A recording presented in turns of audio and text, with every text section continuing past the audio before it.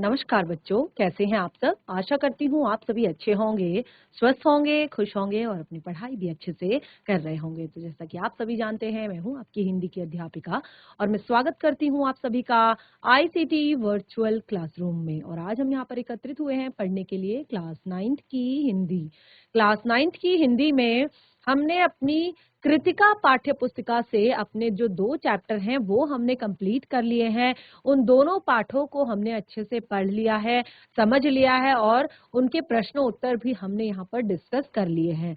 और जो हमारी क्षितिज पाठ्य पुस्तिका भाग 1 है, उसमें भी हमने अपने गद्य खंड से 5 चैप्टर जो है 6 चैप्टर जो है अच्छे से पढ़ लिए हैं, 5 चैप्टर। और बाकी के जो चैप्टर्स उसमें गद्य खंड में हमारे शेष रह गए हैं, उन्हें हम आगे पढ़ेंगे। आज हम यहाँ पर अपनी क्षितिज पाठ्य पुस्तिका के काव्य खंड का पहला चैप्टर लेकर चलेंगे, जिसका नाम है कबीर की साखियां एवं सबद। तो देखिए, क्योंकि अब हमारी हाफ ईयरली एग्जाम जो है, अर्धवार्षिक परीक्षाएं जो है नजदीक हैं, तो इसीलिए हमें सारी चीजें लेकर साथ में चलनी होंगी। तो व्याकरण में भी हमने काफी कुछ चीजें शुरुआत में पढ़ ली थी और उसके बाद हम यहाँ पर अपने कृतिका पाठ्य पुस्तिका से भी हमने 2 चैप्टर पढ़ लिए और अपनी क्षितिज पाठ्य पुस्तिका में भी हमने 5 से 6 चैप्टर पढ़ लिए हैं। अब हम इसके काव्य खंड को स्टार्ट करेंगे। तो यहाँ पर काव्य खंड में जो पहला आपका जो चैप्टर है कबीर की साखियां एवं सबद, तो उनको हम शुरू करेंगे। बिल्कुल आप सभी ध्यान पूर्वक समझने का प्रयास करेंगे कि क्या कुछ कबीरदास जी ने यहाँ पर अपनी साखियों के द्वारा, अपने सबद के द्वारा कहा है और इस तरह से काफी सारी चीजें इसमें हैं, उन्हें आप समझेंगे। तो चलते हैं स्मार्ट बोर्ड की तरफ, शुरू करते हैं अपने आज का सेशन। सभी बच्चे ध्यान पूर्वक पढ़ेंगे, साथ ही समझने का प्रयास भी करेंगे। तो देखिए, ये कबीर दास जी की साखियां एवं सबद जो हमारा चैप्टर है, इसको हम यहाँ पर पढ़ने जा रहे हैं। और इस पाठ से हम आगे यहाँ पर सबसे पहले कबीर दास जी के बारे में जानेंगे। तो कबीर दास जी के बारे में जानेंगे हम यहाँ पर। उनके जीवन परिचय को थोड़ा सा पढ़ेंगे, उनके जन्म, उनकी मृत्यु और साथ ही उनकी रचनाएं। तो ये सारी चीजें वैसे तो आपकी पाठ्य पुस्तिका में दी गई हैं। ये सभी चीजें आप पूरा जो एक जीवन परिचय है कबीर दास जी का, वो अपनी पाठ्य पुस्तिका में पढ़ सकते हैं। बहुत अच्छे से वहां पर दिया गया है पूरा जीवन परिचय, और घर पर एक बार आप उसको जरूर पढ़ें। तो इसको हम यहाँ पर पढ़ते हैं। कबीर दास जी का जो जन्म हुआ था वह सन 1398, सन 1398 में कबीर दास जी का जन्म हुआ था काशी में। ठीक है, क्योंकि वैसे इनके जन्म के बारे में बहुत सारी किंवदंतियां हैं, यानी कि क्लियर नहीं है इनके जन्म के बारे में, क्योंकि 1398 जो है काफी जो समय है, बहुत पुराना समय है। तो बहुत सारी अलग अलग किंवदंतियां हैं, लेकिन कहा जाता है कि इनका जन्म 1398 में काशी में हुआ और जो मृत्यु हुई वो 1518 जो मगहर जो जगह है एक, उसके आसपास जो देहांत वहां पर है, वहां पर उनका देहांत हुआ। और देखिए, इनकी शिक्षा के बारे में देखिए, मैंने यहाँ पर बहुत सारी चीजें नहीं लिखी हैं, क्योंकि इनकी शिक्षा जो है वो एक विधिवत तरीके से नहीं हुई थी। यानी कि जैसे प्रॉपर आप स्कूल जाते हैं, आपने स्कूली आप शिक्षा लेते हैं, फिर आप विश्वविद्यालय में जाकर शिक्षा लेते हैं, तो इस तरह की इनकी कोई भी विधिवत शिक्षा नहीं हुई थी। इसीलिए इनकी जो शिक्षा है वो यहाँ पर नहीं लिखी गई है। लेकिन इन्होंने जो ज्ञान प्राप्त किया वो यात्रा और देशाटन से ही प्राप्त किया। यानी कि अलग अलग इन्होंने यात्राएं की, अलग अलग जगह की, और उससे ही इन्होंने ज्ञान प्राप्त किया।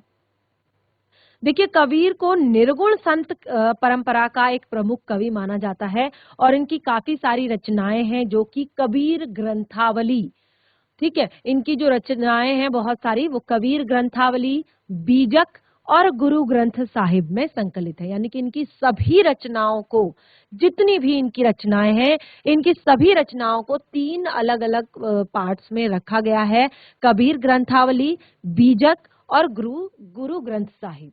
तो यहाँ पर हमने इनके बारे में पढ़ा। उसके बाद इस चैप्टर को पढ़ने के क्या हमारे उद्देश्य हैं, वो जैसे कि सबसे पहले कविता को हम भावानुकूल सस्वर गेयता के साथ हम इसमें कौशलों का विकास करेंगे कि किस तरह से हम भाव के साथ, स्वर के साथ इनको पढ़ें।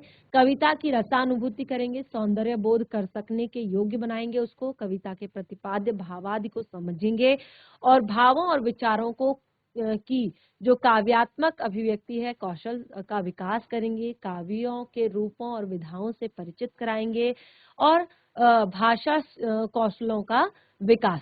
तो देखिए यहाँ पर सबसे पहले जो आपका आता है वो आता है कबीरदास जी के साखियां। ये जो आपका चैप्टर है इसमें दो चीजें यहाँ पर दी गई हैं, कबीर दास जी की साखियां और कबीर दास जी के शब्द।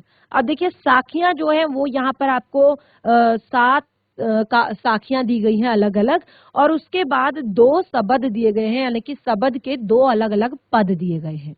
तो आज हम यहाँ पर केवल और केवल साखियों को डिस्कस करेंगे, कबीर दास जी की साखियां पढ़ेंगे, जिसमें मैंने आपको बताया कि 7 साखियां दी गई हैं। आपने अपनी पाठ्य पुस्तिका में देखा होगा और मुझे लगता है कई सारे बच्चों ने इस चैप्टर को स्कूल में पढ़ भी लिया होगा। तो ये क्योंकि परीक्षाओं की दृष्टि से पाठ महत्वपूर्ण है, तो इसीलिए आप इस पाठ को अगर यहाँ पर से भी एक बार अच्छे से पढ़ लेंगे, समझ लेंगे, इसके भावार्थ को समझ लेंगे, तो ये आपको अच्छे से क्लियर हो जाएगा। तो देखिए सबसे पहले हम कबीरदास जी की साखियां शुरू करते हैं। देखिए क्या है कबीरदास जी की साखियां। सबसे पहली साखी है यहाँ पर, मान सरोवर सुभर जल। देखिए हमने शुरुआत में ही कहा था कि हम एक एक जो पंक्ति है उसका हम सस्वर यानी कि स्वर के साथ हम उसको पढ़ेंगे और एक एक चीज उसकी समझेंगे। मान सरोवर सुभर जल, हंसा केली कराही, मुक्ता फल मुक्ता चुगे, अब उड़त उड़ी अनत न जाही। तो देखिए ये है आपकी पहली जो साखी है कबीरदास जी की। तो कबीरदास जी की इस साखी में क्या कहा गया है, देखिए, मान सरोवर सुभर जल, हंसा केली कराही। मान सरोवर का जो सुभर जल है, यानी कि मान सरोवर में जो एक तरह से सुभर यानी कि अच्छे से भरा हुआ जो जल है, उसको देखिए उसमें क्या कर रहे हैं, हंसा केली कराही, हंसा केली कराही, मुक्ता फल मुक्ता चुगे, मुक्ता फल मुक्ता चुगे, अब उड़ी अनत न जाही। देखिए सबसे पहले तो हम यहाँ पर देखेंगे कि क्या कह रहे हैं कबीर दास जी अपनी इन साखियों के माध्यम से। तो सबसे पहले जैसे कि मैंने आपको बताया कि जो कबीर दास जी हैं वो निर्गुण धारा के कवि हैं और बहुत ही एक तरह से उनके अंदर बहुत ही इस तरह की चीजें हैं कि भगवान के प्रति वो समर्पित हैं, भगवान के लिए वो समर्पित हैं सारी चीजें। और यहाँ पर उन्होंने जो ज्ञान की महत्ता है, अब आगे देखेंगे कि ज्ञान की महत्ता को उन्होंने प्रमुख बताया है। और जो ये पहली साखी है, मान सरोवर सुभर जल, ठीक है, यहाँ पर कबीर दास जी जो हैं हंसा केली कराही, मान सरोवर कहा है इस संसार को, ठीक है, मान सरोवर सुभर जल, जो एक बहुत संसार रूपी जो ये मान सरोवर है, मान सरोवर यानी कि बहुत बड़ा एक जो तालाब जो होता है जिसमें हंस जो है क्रीड़ा करते हैं, तो बिल्कुल उसी तरह से यहाँ पर ये संसार को मान सरोवर कहा है। और सुभर जल जो कि अच्छे से जल से भरा हुआ है, यानी कि संसार जो है बहुत मोह माया से भरा हुआ है, लोभ से भरा हुआ है, काम क्रोध से भरा हुआ है। तो ऐसे संसार में हंसा केली कराही, तो यहाँ पर के जो व्यक्ति हैं, व्यक्तियों की तुलना हंसों से की है। जिस प्रकार जो मान सरोवर के लबालब भरे हुए जल में हंस जो है आराम से खेलते रहते हैं, आराम से घूमते रहते हैं और मुक्ता फल मुक्ता चुगे, अर्थात वो मान सरोवर में मोती चुगते रहते हैं। जो उसमें मोती होते हैं ना, जो सरोवर के अंदर जो मोती होते हैं उनको चुगते रहते हैं। और क्योंकि उन्हें वहां पर बहुत अच्छा लगता है, बहुत आरामदायक लगता है, सारी चीजें उनके लिए वहां पर उपलब्ध हैं, तो अब उड़ी अनत न जाही, अब वो उड़कर कहीं और नहीं जाना चाहते, कहीं और नहीं रहना चाहते। तो सेम बिल्कुल इसी तरह से मनुष्य भी संसार रूपी जो महासागर है, संसार रूपी जो ये महासागर है, जो कि बहुत सारे संसाधनों से, लोभ से, मोह से, काम से, क्रोध से भरा पड़ा है। ऐसे में वो मनुष्य जो है एक तरह से इन सब चीजों के माया जाल में फंस चुका है। अब वो एक तरह से उसको, उसके लिए इन सब चीजों को छोड़कर जाना बिल्कुल मुश्किल है। वो इन सब चीजों को छोड़कर नहीं जा सकता। तो देखिए, केवल एक छोटी सी साखी में कि मान सरोवर सुभर जल हंसा के लिकराही, मुक्ता फल मुक्ता चुगे अब उड़ी अनत न जाही, में कबीर दास जी ने कितनी बड़ी बात बताई है कि संसारिक जो मनुष्य है वो संसार के माया जाल में, संसार के संसाधनों के, अपने रिश्तों के, संबंधों के, लोभ के, मोह के, काम के, क्रोध के जाल में इस तरह से फंस चुका है कि अब वो उड़कर कहीं और जाना नहीं चाहता और ना ही जा सकता है। तो इस तरह से देखिए, बहुत ही सुंदर सा ये पहली साखी हमारी थी, हमने पढ़ी, समझी। अब हम बढ़ेंगे आगे, अगली साखी को पढ़ेंगे। देखिए, मैंने यहाँ पर आपको बताया, एक तरह से क्लियर किया, तो अब यहाँ पर इसके भावार्थ को अच्छे से जान लेते हैं, इसके भावार्थ को अच्छे से समझ लेते हैं। तो देखिए, जैसे मैंने आपको बताया ना शुरुआत में कि हम इसको बताएंगे कि ये कौन सी विधा में लिखा गया है। तो यहाँ पर विधाओं का ज्ञान, तो आपने देखा होगा जो हमारी हिंदी भाषा होती है, जो हमारी हिंदी भाषा है, हिंदी भाषा में जो हमारा एक तरह से साहित्य है वो अलग, और जो हमारा एक तरह से व्याकरण है वो अलग है। अब जो साहित्य है उसमें भी दो खंड है, ठीक है। एक है आपका काव्य खंड और एक है आपका गद्य खंड, ठीक है। जो आपके गद्य खंड में, यानी कि जिसमें आप गद्य जो आप पढ़ते हैं, गद्य खंड, उसमें आप पढ़ते हैं कहानियां, निबंध और रिपोर्ट, ठीक है, यात्रा वृतांत, संस्मरण, और ये सारी चीजें आप उसमें पढ़ते हैं, या शब्द रचना, ठीक है। तो ये सारी चीजें आप पढ़ते हैं किसी भी गद्य खंड में, यानी कि अगर आप कहानी पढ़ रहे हैं तो वो आपके गद्य खंड की कहानी विधा में लिखा गया चैप्टर है। अगर कभी आप कोई रिपोर्ट पढ़ते हैं तो वो रिपोर्टाज है या रिपोर्ट लिखी गई है, कोई निबंध विधा में लिखा जाता है, कोई आपका संस्मरण विधा में लिखा जाता है, किसी को आप यात्रा वृतांत के तौर पर पढ़ते हैं, किसी को आप शब्द, एक तरह से शब्द रचना जो होती है उसमें आप शब्द चित्र जो विधा है उसमें आप पढ़ते हैं। तो अलग अलग विधाएं, बिल्कुल उसी तरह से आपकी काव्य खंड में भी अलग अलग विधाएं होती हैं, ठीक है। काव्य खंड में भी अलग अलग विधाएं होती हैं, जैसे आपका साखियां हो गया, सबद हो गया, वाक हो गया, गजल हो गई, शायरी हो गई, ठीक है, या कविता हो गई। तो ये सारी चीजें आप किस में पढ़ते हैं? काव्य खंड में पढ़ते हैं। अब इसके अंदर भी कि कौन से तरीके से, अब देखिए यहाँ पर दोहे छंद में ये लिखा गया है, ठीक है। जैसे कोई पद लिखे जाते हैं, जैसे मीरा के पद हो गए, सूरदास के पद होते हैं, कबीर दास जी के दोहे होते हैं, ठीक है। तो ये जो यहाँ पर साखियां लिखी गई हैं, ये दोहा छंद विधा में लिखी गई हैं, यानी कि दोहा छंद है ये, ठीक है। तो क्या कहा गया है इस पहले छंद में, पहले साखी में, कि कैलाश पर्वत पर एक मान सरोवर झील है। क्या है कैलाश पर्वत पर? कैलाश पर्वत पर एक मान सरोवर झील है, और उस झील का पानी जो है वो एकदम साफ है, स्वच्छ है, निर्मल है, और वो झील पानी से लबालब भरी हुई है, ठीक है। और जिसमें एक हंस जो कि एक पक्षी है वो निवास करता है, और उसी मानसरोवर झील के मोतियों के दानों को वो चुगकर बड़े आनंद से वहां पर क्रीड़ा करता हुआ अपना जीवन व्यापन कर रहा है, अपना जीवन बिता रहा है। तो इतना सुख उसको जब वहां पर मिल रहा है, तो अब वह उस झील को छोड़कर किसी अन्य जगह पर नहीं जाना चाहता। तो देखिए, इसी दोहे के इस संदर्भ को आधार बनाकर, यानी कि अब देखिए, दोहा कहने का अर्थ तो ये नहीं कि उन्होंने उसका मीनिंग आपको बता दिया कि हाँ इस दोहे का मीनिंग ये है कि वहां पर मानसरोवर झील में जो हंस है वो क्रीड़ा कर रहा है, आराम से घूम रहा है। तो ये केवल अर्थ है, लेकिन क्या बताना चाहते हैं क्या भावार्थ है, भाव क्या निहित है इसमें? तो इसमें भाव निहित है कि इसी संदर्भ को आधार मानकर लिखा गया है कि जब व्यक्ति ईश्वर भक्ति में लीन हो जाता है, जब व्यक्ति ईश्वर भक्ति में लीन हो जाता है तो उसका हृदय जो है वो भी निर्मल हो जाता है।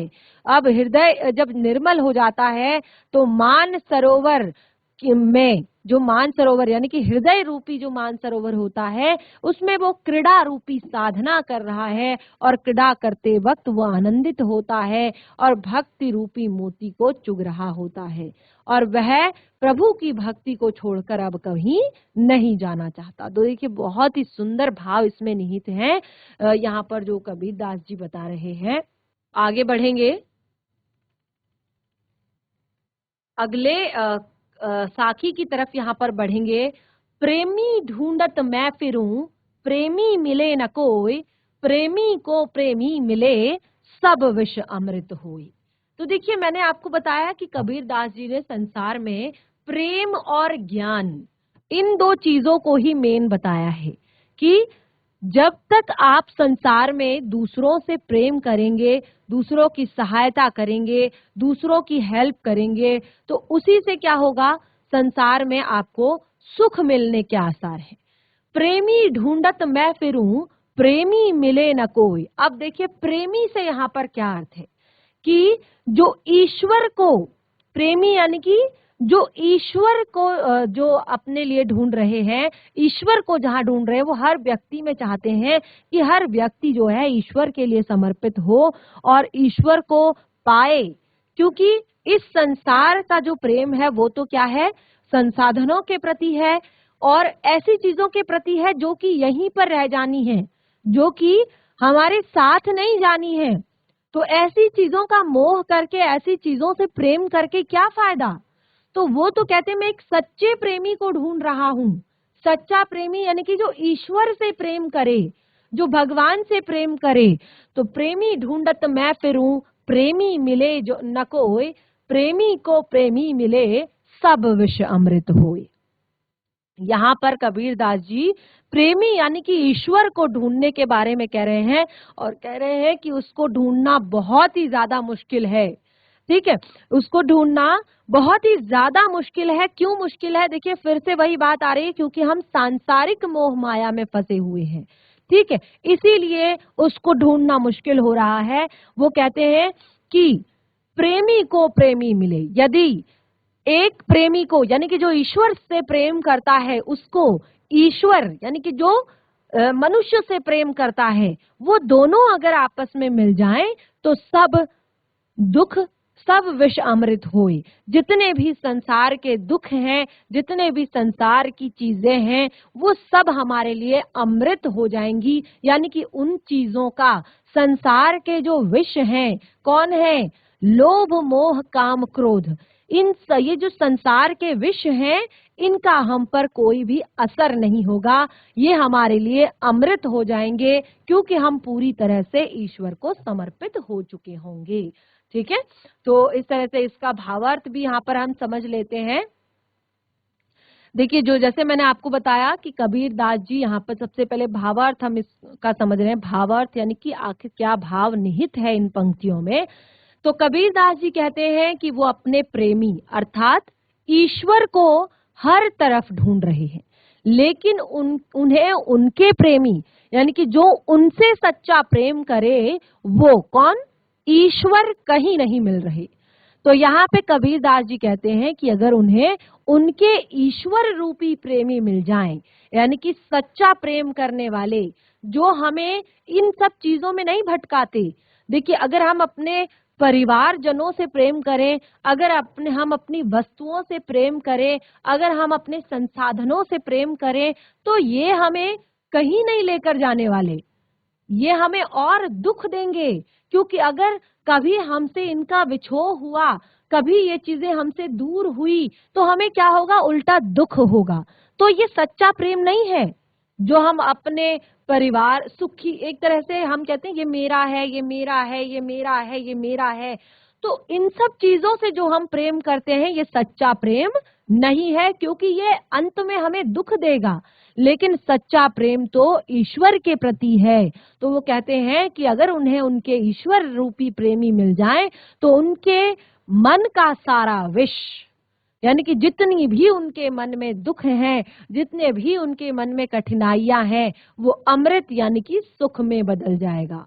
तो यहाँ पर एक ही पंक्ति कही गई है कि यदि आप भगवान की सच्ची भक्ति करते हैं, यदि आप भगवान में सच्चे रूप, सच्चे मन से अगर लगन लगाते हैं, तो आपके सारे दुखों का नाश होता है और सुखों की प्राप्ति होती है। अब देखिए, आप कहेंगे कि ऐसा कैसे हो सकता है कि इंसान हर परिस्थिति में सुखी रहे, हर स्थिति में सुखी रहे? दुख तो आते ही हैं।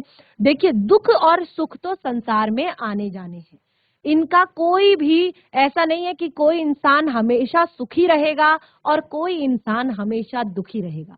लेकिन अगर हम अपना मन ईश्वर में रमाए हैं, देखिए अगर हम अपना मन उन्हीं वस्तुओं में रमाए हैं, तो उनके बिछड़ने का, उनके खोने का हमको बहुत ज्यादा दुख होगा और शायद उस दुख के कारण हम अपनी जीवन लीला भी समाप्त कर दें।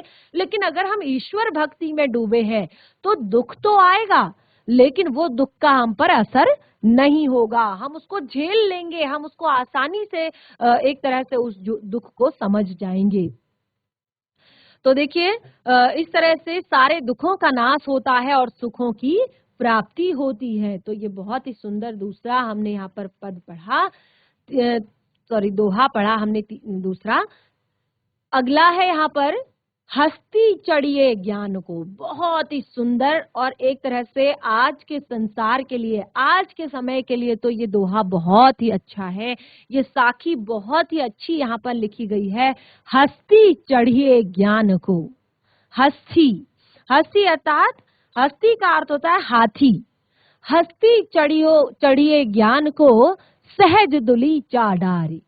स्वान रूप संसार है, भूखन दे झक मारी। देखिए कितनी सुंदर पंक्ति लिखी गई है कि हस्ती चढ़िए ज्ञान को। तो अब कबीर दास जी यहाँ पर कह रहे हैं कि आपको दूसरों के सामने अच्छा बनने के लिए, दूसरों के सामने अपनी रिस्पेक्ट करवाने के लिए, दूसरों से अपनी इज्जत करवाने के लिए आपको हाथी पर बैठने की जरूरत नहीं है, यानी कि बहुत बड़ा कुछ करने की जरूरत नहीं है। आपको हस्ती यानी कि ज्ञान के हाथी पर चढ़ना है। ज्ञान का हाथी यानी कि आप ज्ञानी बनिए। आप एक तरह से आपको जो सच्चा ज्ञान है वो होना चाहिए। तो क्या कहते हैं, व्यक्ति को हाथी, जो ज्ञान रूपी हाथी की सवारी करनी चाहिए। और क्या कहा है, सहज दुलीचा डारी। दुलीचा क्या होता है, आप देखेंगे हाथी के ऊपर जो कपड़ा डाला हुआ है, देख सकते हैं, बहुत ही सुंदर चित्र यहाँ पर प्रस्तुत किया गया है कि एक सुंदर सा दुलीचा उसके ऊपर बिठाया गया है ताकि सवारी करते वक्त कोई दिक्कत ना हो। तो बिल्कुल यही यहाँ पर कहा गया है कि हस्ती चढ़िए ज्ञान को, सहज दुलीचा डारी। एक सहज साधना रूपी, सहज यानी कि जो किसी को भी परेशान ना करे, जो दूसरों को परेशान करने वाली ना हो, ऐसी सहज साधना कीजिए। कोई भी ऐसा काम, दिखावे वाला काम मत कीजिए। देखिए, जो तीन चीजें होती हैं संसार में, ज्ञान और आपका ज्ञान और ईश्वर की भक्ति और जो आपका धन है, उसका कभी आपको दिखावा नहीं करना चाहिए। ज्ञान का, धन का और पैसे का, ज्ञान का, धन का और भक्ति का, इन तीन चीजों का जो दिखावा करता है इंसान, वो कभी भी एक तरह से वो सच्चा व्यक्ति, मनुष्य नहीं है। यानी कि अगर आप अपने ज्ञान का दिखावा करते हैं कि मैं बहुत ज्यादा ज्ञानी हूँ, मैं बहुत ज्यादा ज्ञानी हूँ, मैं बहुत ज्यादा ज्ञानी हूँ, तो इसका मतलब आप सच में ज्ञानी नहीं हो। क्योंकि जो ज्ञानी होता है वो शांत रहता है। दूसरा, भक्ति, आप दिखा दिखा कर दूसरों को भक्ति नहीं कर सकते। आपको चुपचाप भक्ति करनी है, अपने आप में भक्ति करनी है। और तीसरा, धन, धन का जो बहुत ज्यादा दिखावा करता है, उसके पास भी सचमुच में उस धन की उसको बहुत ज्यादा फायदा नहीं होता है। तो ये सारी चीजें यहाँ पर कहा है सहज दुली चाडार, सहजता से आपको भक्ति करनी है, सरलता से आपको भक्ति करनी है। अब यहाँ पर दूसरी लाइन पढ़िए, देखिए सीधे सीधे साफ शब्दों में, स्वान रूप संसार है। नीचे वाले चित्र को देखिए, एक चित्र दिखाया गया है, एक तरफ हस्ती है और एक तरफ हाथी है, एक तरफ क्या है, कुत्ता है। ठीक है, स्वान रूप संसार है। इस संसार को स्वान अर्थात कुत्ते से इस संसार की तुलना की गई है। क्यों की गई है? और आगे का है भूखन दे झक मार। अब देखिए, अगर आप अच्छा करें तो कैसे कर लिया इसने, कैसे बढ़ गया ये इतना आगे, कैसे ये इतना आगे पहुंच गया, इस तरह क्या लोग कहते हैं। अगर आप नहीं कर पाते, अरे वो तो कुछ नहीं कर पाता, उससे तो कुछ नहीं होता, उसको कुछ नहीं आता, इस तरह की चीजें। यानी कि संसार में लोगों का जो काम है वो है बातें करना। ठीक है, संसार के लोगों का काम क्या है? बातें बनाना, कि वो तो बस बोलते जाएंगे, आप अच्छा करो तब भी, आप बुरा करो तब भी, आप कुछ ना करो तब भी, आप काम करो तब भी। तो संसार का काम है बोलना। ठीक है, अब देखिए क्या होता है, कई बार हम इस कारण से कि लोग क्या कहेंगे, ठीक है ना, हमारे हमारे मन में कुछ चीजें होती हैं, हम जो करना चाहते हैं, काम करना चाहते हैं, अच्छा, ठीक है, मैं अच्छे काम के लिए कह रही हूँ। और आज के टाइम में देखिए, जरूरी नहीं कि आप बहुत ज्यादा पढ़ लिख कर डॉक्टर बनो कि लोग कहें कि उसका बच्चा डॉक्टर बन गया, या पढ़ लिख कर आप इंजीनियर बनो, या पढ़ लिख कर आप टीचर बनो। आज के टाइम में हर क्षेत्र में एक तरह से अवसर है, हर क्षेत्र में। कोई भी, बस आपके अंदर टैलेंट होना चाहिए। अगर आपको डांस का शौक है, आप बहुत अच्छा नृत्य करते हैं, बहुत अच्छा डांस करते हैं, आप उसमें अपना करियर बनाइए। अगर आप बहुत अच्छा गाना गा लेते हैं, आप उसमें अपना करियर बनाइए। अगर आपके अंदर लेखन की कला है, आप उसमें अपना करियर बनाइए। अगर आपको ड्राइंग का, आर्ट का शौक है, आप उसमें अपना करियर बनाइए।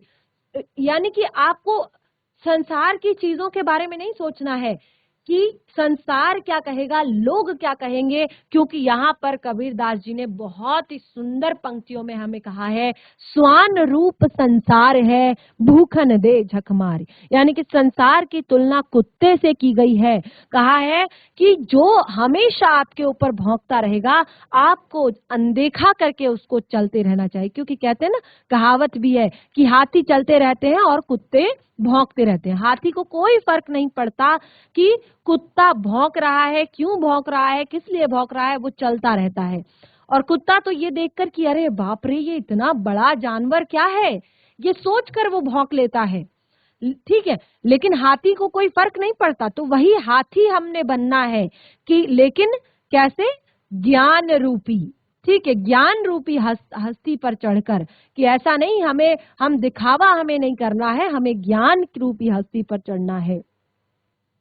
तो एक दिन जब आप वो देखेंगे, संसार के लोग भूखन दे झक मारी, एक दिन जब वो देखेंगे कि इनको तो कोई फर्क ही नहीं पड़ता, तो एक दिन वो स्वयं ही झक मार कर चुप हो जाएंगे। तो इस तरह से बहुत ही सुंदर पंक्तियां यहाँ पर लिखी। तो इसका भावार्थ, यानी कि क्या भाव है इसमें, वो भी हम पढ़ लेते हैं। तो कबीर दास जी कहते हैं कि मनुष्य को हमेशा ज्ञान रूपी हाथी पर, साधना रूपी आसन पर बैठकर सवारी करनी चाहिए। यानी कि ज्ञान का हमेशा प्रचार प्रसार करना चाहिए, ज्ञान का हमेशा एक तरह से ज्ञान को स्वीकार करना चाहिए। क्योंकि यहाँ पर कबीर दास जी कहते हैं, जिस प्रकार कुत्तों के भौंकने के बावजूद हाथी उनकी परवाह किए बगैर अपनी मस्ती में आगे बढ़ता है, उसी प्रकार संसार के लोग भी आपको अच्छा बुरा बोलते रहेंगे। यानी कि संसार का काम है बोलने का, तो आप उनकी बातों को अनसुना कीजिए और उन्हें अनदेखा कीजिए और अपने कर्तव्यों का पालन। देखिए, एक बहुत ही अच्छा शब्द यहाँ पर लिखा है कि कर्तव्यों का पालन। अब यहाँ पर ऐसा नहीं कि आप अपनी मर्जी का करने लगे, कि हमें तो यहाँ पर कबीर दास जी ने भी कहा है कि हाथी की तरह चलना है, किसी की बात नहीं माननी है। ऐसा नहीं कि आपने अपने मम्मी पापा की बात भी नहीं मानी, आपने कर्तव्यों का पालन सहज रूप से करना है। जो कर्तव्य आपके हैं, एक पुत्र के प्रति, एक पुत्री के प्रति, एक एक तरह से संसार के एक जो व्यक्ति है उसके प्रति जो चीजें हैं, आपके जो कर्तव्य हैं, उनको आपने निभाना है। अच्छा बुरा तो लोग बोलते रहते हैं और आपने सहज रूप से इन सब का पालन करना है और आगे बढ़ना है। अपने मम्मी पापा का कहना मानना है, अपने टीचर्स का कहना मानना है, अपनी पढ़ाई पर ध्यान देना है, अपने छोटे छोटे काम खुद से करने हैं और अपना एक तरह से, क्योंकि एक टाइम तक जो बच्चों का काम होता है, फोकस होता है, वो होता है उनकी पढ़ाई। ठीक है, तो उस पर आप अपना 100% दीजिए। आप अच्छे अपने लिए लक्ष्य निर्धारित कीजिए और बहुत सारी मेहनत कीजिए। बाकी सब चीजों पर ध्यान मत दीजिए, क्योंकि ये संसार तो एक दिन थक हार कर, कब, जिस दिन आप जीत जाएंगे, जिस दिन आप आगे बढ़ जाएंगे, उस दिन ये थक हार कर स्वयं ही चुपचाप बैठ जाएंगे। पर यहाँ पर संसार की तुलना भौंकने वाले कुत्तों से की है। तो देखिए कितनी सुंदर पंक्तियां थी यहाँ पर। तो इस तरह से तीसरी साखी का ये दोहा हमने पढ़ा, बहुत ही सुंदर तरीके से यहाँ पर लिखा गया था। अब देखिए अगला है, पखा पखी के कारणे, ध्यान दीजिएगा, पखा पखी के कारणे सब जग रहा भुलान, निरपख होई के हरि भजे। अब देखिए पखा पखी क्या होता है, उसका मीनिंग मैं आपको यहाँ पर बताना चाहूंगी। देखिए पखा पखी यानी कि पक्ष विपक्ष होता है ना, कि नहीं ये सही है तो मैं इसकी तरफ हूँ, ये सही है तो मैं उसकी तरफ हूँ। अरे भाई हमें किसी की तरफ नहीं होना है। जैसे अभी तक मैं सारी चीजें क्लियर करती हुई आ रही हूँ, तो हमें इस हिसाब से किसी की तरफ नहीं होना है कि क्या सही है क्या गलत है। हमें दो चीजें, ज्ञान और प्रभु की भक्ति में मन लगाना है। पखा पखी के कारणे सब जग रहा भुलान, निरपख होई के हरि भजे, सोई संत सुजान। बहुत ही सुंदर पंक्तियां कि हमें पक्ष विपक्ष करके इस जगत की सांसारिकता में नहीं डूबे रहना है, इस संसार को नहीं भुलाना है। हमें केवल निष्पक्ष होकर हरि को भजते रहना है। वही एक संत, वही एक अच्छा मनुष्य कहलाता है। तो इस तरह से आज हमने यहाँ पर कबीरदास जी की साखियों में से 4 जो दोहे हैं उन्हें पढ़ा, और मुझे लगता है कि जो 3 दोहे हैं, साखियां हैं, वो आपको बहुत अच्छे से समझ आ गई होंगी। और कोई भी यदि डाउट हो उनमें तो नेक्स्ट सेशन में जरूर क्लियर करें, और बाकी के साखियों को हम कंटिन्यू करेंगे अपने नेक्स्ट सेशन में। जो आज पढ़ा है घर पर एक बार रिवाइज करें और उससे डाउट भी पूछेंगे नेक्स्ट सेशन में। तो तब तक के लिए धन्यवाद। आपका दिन शुभ हो।